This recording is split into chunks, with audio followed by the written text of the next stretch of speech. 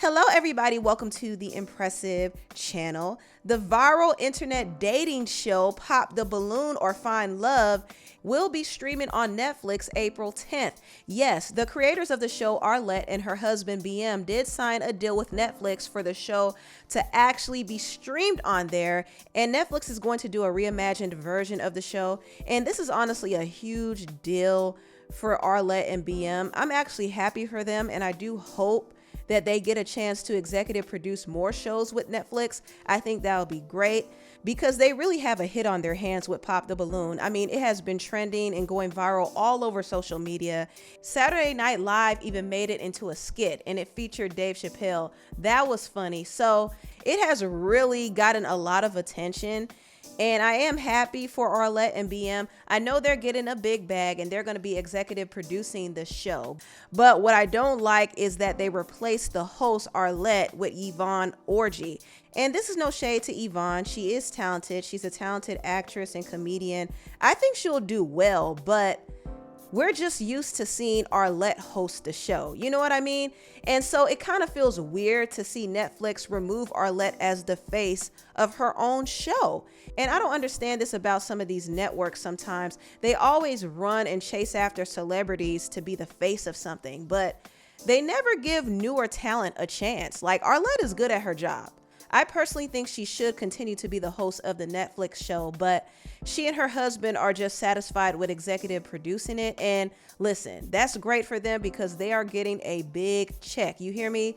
And also, Arlette did say that she'll continue to do the YouTube show with its original format. So she'll still be the face of her YouTube series, but when it comes to the Netflix one, they're going to be behind the scenes just collecting money. I'm not mad at it, but at the same time, it's her show and it would be nice for her to be the face of the Netflix version too.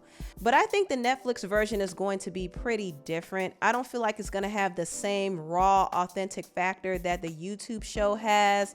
I feel like it's going to be dramatized for reality show purposes. So you're going to have the dramatic music and the dramatic scene cuts. You're probably going to have hired actors and trolls to come on there just to create more drama and mess. You know, anything for entertainment. And Netflix did say that there's going to be higher stakes, fresh twists, and celebrity surprises unfolding in real time. They might even have a celebrity version of the game too. Who knows? That would be very interesting. But yeah, there's going to be quite a few changes, but I think the show will still be very appealing to the audience who loves those dating challenge shows. Now, I want to get into this whole beef between LeBron James and the ESPN news correspondent Stephen A. Smith, because this feud that they have going on is nasty. You hear me? Now, just to give a backstory, Stephen A. Smith has been speaking a lot on LeBron's son, Bronny. Bronny is currently in the NBA, and he has been getting quite a bit of criticism for his performance in the NBA. Now, Bronny did earn his spot in the league because he was the 55th pick. However, he's been getting a lot of attention and a lot of scrutiny because he's LeBron's son, and he also plays with LeBron on the Lakers, and some people feel like he's not even good enough to play alongside his father. Now, LeBron has always wanted to play with his son, and I think it's the sweetest thing ever to see those two on the court together. And I also think LeBron is holding out long enough so that he could play with his other son, Bryce, too. That would be amazing, but people don't care about that. Sports fans feel like Bronny is just not good enough to be in the NBA, which is weird to me because he was literally picked to be in the league. Like, he was the 55th pick. And yeah, he might not be the top dog, but he was still picked at the end of the day. And most people wouldn't even be having conversations about the 55th pick, but they're only having conversations about him because he is LeBron's son. So they're constantly scrutinizing him. They're scrutinizing his stats. They're putting him down, saying that he's just a Nepo baby. He doesn't deserve to be in the league. And I will say Bronny has been improving. And not too long ago, he did have a big game where he scored 17 points within 30 minutes, which is a good thing. And also, he has been developing his skill in the G League, and he has been killing it. So Bronny can definitely play, but I do think LeBron probably put a lot of pressure on him coming into the game by pretty much saying that Bronny is better than some of the players in the league. And he might be better than some, because there are some players that don't even get off the bench. But I don't think LeBron should have ever said this, because now everybody is nitpicking and criticizing Bronny, including Stephen A. Smith. We know that he's not ready yet. And your son is being exposed. Bronny James, I hope he's an NBA player someday. I'm rooting for him. I'm cheering for him all day, every day. But he's not ready yet. Opening night is one thing.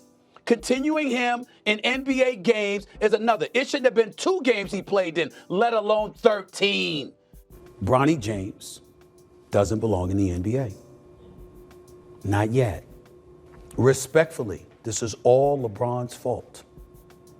My position has always been that should have been the only moment we saw Bronny James in a Lakers uniform this season, because he's not ready. Ladies and gentlemen, he's averaging 0.3 points, 0.3 assists, and 0.4 rebounds. He shot 1 for 16 from the field in his NBA career and 0 for 7 from three-point range. And he's playing in the first quarter of an NBA game? He's not ready yet. That's your son, bro. You know the game of basketball. He ain't ready yet. Why put him in that position?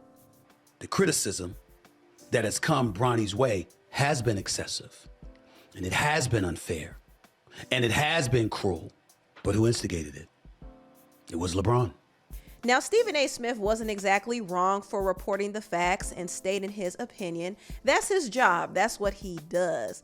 But in Bronny's defense, his stats have improved. He has been working hard, and it's not easy for him to perform under this amount of pressure, but he has been doing what he needs to do. And I think it's a bit overkill to continuously nitpick him and beat him down like he's a 55th pick rookie. No one should care how well he does in the NBA, but we all know that the only reason why they care is because he's LeBron's son. And LeBron has had it with people coming for his son. Last month, he actually checked Stephen A. Smith at a game, and things got real heated. He was like, "Stop talking ish about my son."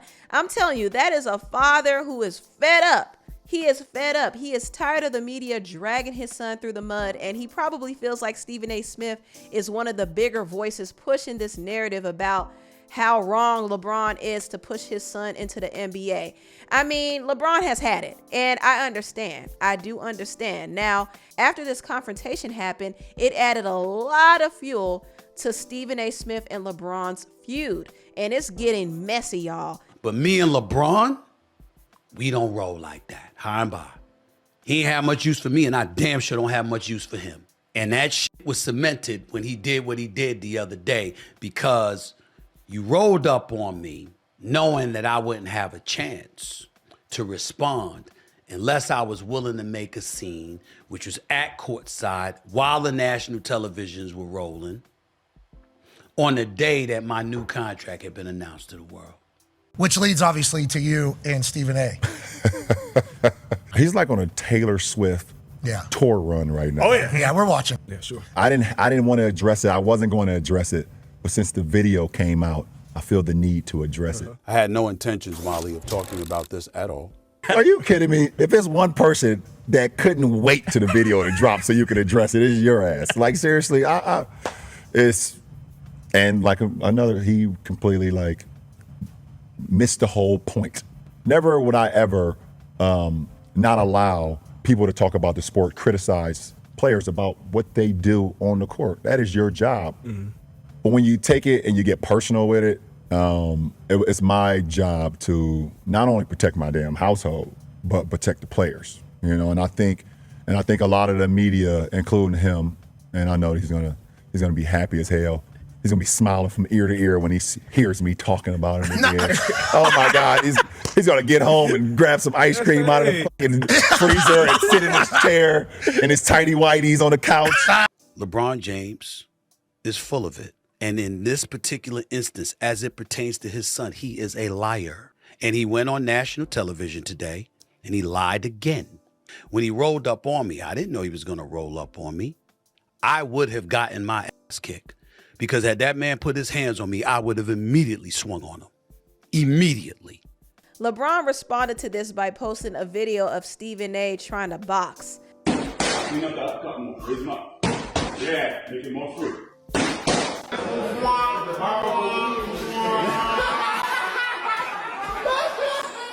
LeBron is so petty. He is so petty. But Stephen A. really took it there and got personal. And honestly, this really just shows that Stephen A. Smith doesn't like LeBron.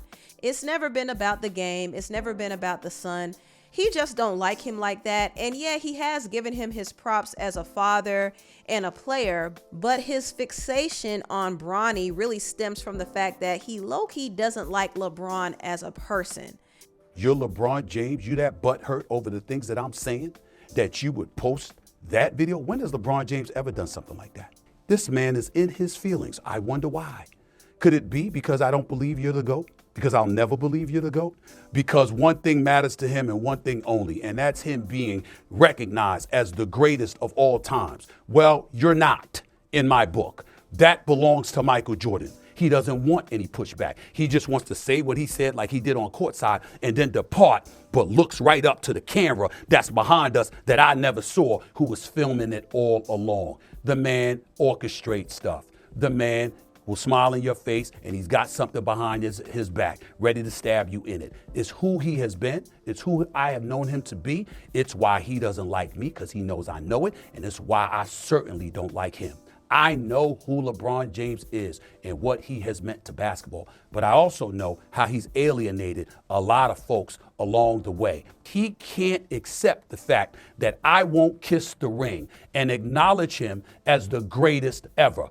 Why? Because he is not.